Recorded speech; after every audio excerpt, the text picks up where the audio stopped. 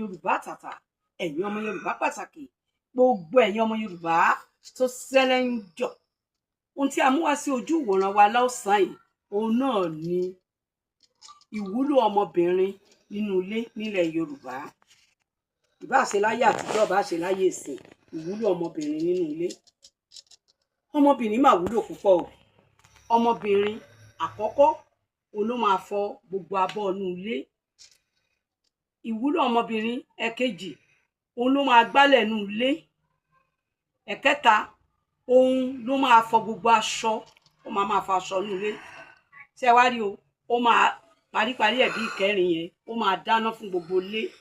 Bí ìyá ẹ̀ bá ṣe ń dáná nínú kísìnì tàbí nínú àgbàlá ibi tí a ti ń so oúnjẹ, tá a ti ń gbóúnjẹ wá, ọmọ yìí máa jókòó ti ìyá ẹ̀, á máa wò bọ́n ṣe ń dáná.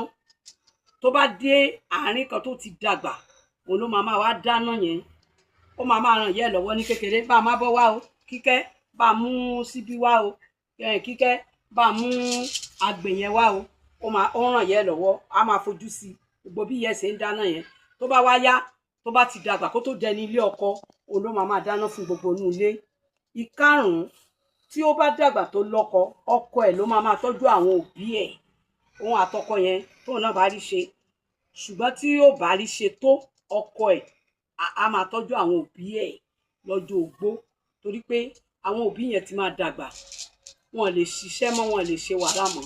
Ọmọbìnrin yẹn ó lè gbé ìyá tàbí bàbá ẹ̀ kó gbé wọn sọ́dọ̀ ọkọ ẹ̀, wọn á jọ máa tọ́jú wọn, torí wọ́n tún ti di ọmọdé ẹlẹ́ẹ̀kejì. Obìnrin wúlò púpọ̀ nínú ilé nílẹ̀ Yorùbá. Wọ́n máa ń kiri ọjà o. Àwọn obìnrin tẹ́ ń wò yẹn, wọ́n máa ń báyà wọn kiri ọjà. Bí irú àwa ìbáyìí, kò sí ọjà táwọn ò tí forí wa yìí tá àti fi kiri rí. Wọ́n máa ń kiri ọjà fún àwọn òbí wọn kán lè rí owó tọ́jú wọn. Ẹ jẹ́ mẹ́nu dúró ná.